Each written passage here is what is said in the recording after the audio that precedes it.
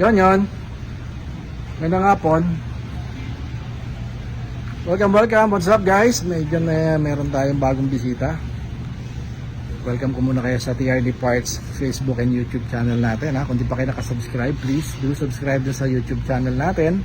And pakihit na rin the notification bell.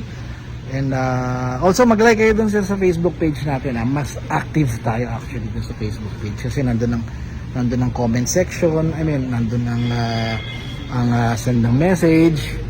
Yung cellphone number natin nandun din.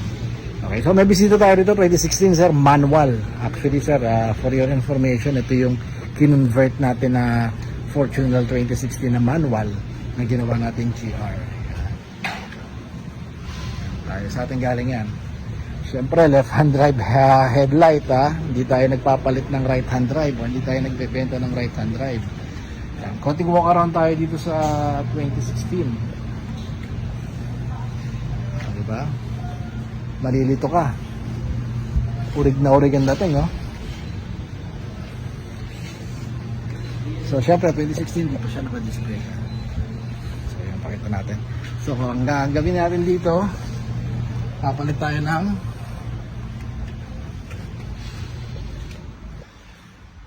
panel. Yan, GR na rin itong papalit natin. Manual to manual. Yan. So, sa atin din galing to. Nabit din natin nga sir. So papalit tayo. Since bago to, 0-0 to. Okay, plug and play lang yan Konting baklas ng konti. Hatak-hatak. Yan dito na. So balikan ko kaya, babaklas lang ako. Kaya alis. So bago natin baklasin itong niya, yung panel niya. Yung original panel niya. Yung tinakbo niya is 70,000. Siyempre 2016 So, average pa rin, hindi naman ganun ka-laspag or hindi naman ganun kagamit na gamit. Pero syempre Toyota yan tiba yan.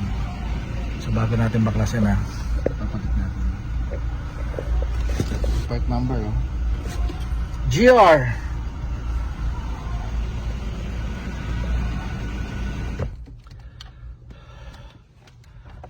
Tanggalin na natin to. Tatlong plug lang yan nasa likod niya sir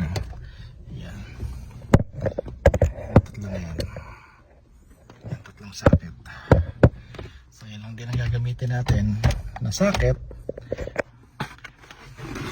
Palipat dito sa likod, tatlo.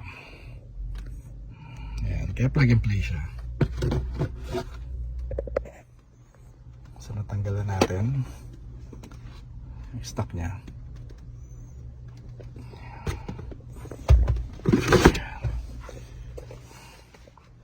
Ito yung papalit natin sa kanya. So, palagay lang natin yung tatlong socket. Yan, dito. 1, 2, 3. So, nakikabit na natin. So, subukan na natin ito. Manual.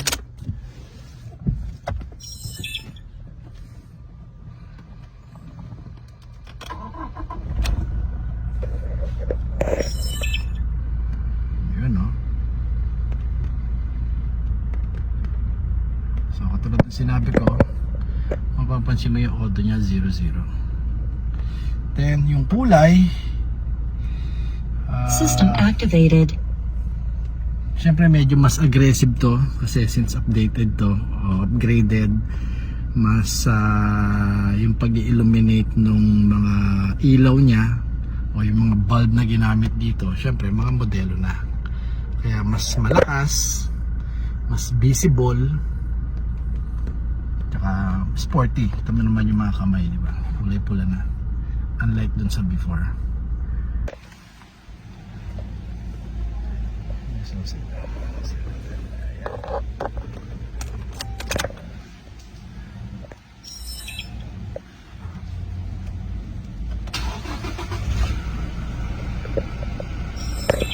Yan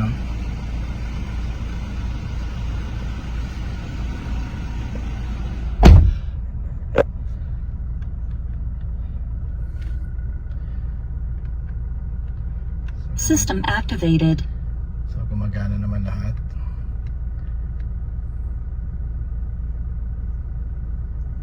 Yan, may digital speed na, di ba? Yan speedometer mo or si speed pala, sorry. So for this one, plug and play kita nyo naman kahit manual gumana. So 33,000 po dito, GR Sports panel. Pwede rin sir, meron tayong design para sa Hilux na GR din. Pwede rin sa 2016 hanggang 2023 o 2024 pa yan. Ganun din sa Fortuner, pwede rin to. Kaya lang hindi magkaiba lang yung design ng pang GR Hilux sa GR Fortuner.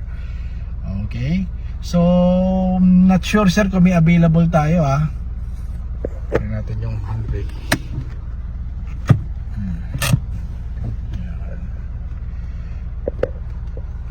Okay, so thank you kay Sir Mark dito sa kinonvert natin na facelift natin na 2016 na Fortuner niya. Okay, so I hope sir ma-enjoy mo to. Masarap sa mata tapos ang ganda pa ng steering wheel mo, di ba? Yan, sa atin din galing tong steering wheel niya. Di ba? Naging bulky Hindi nyo na nga daw makilala tong Fortuner niya since 2016 pa naman model to. Okay, so just keep safe everyone. Bye bye.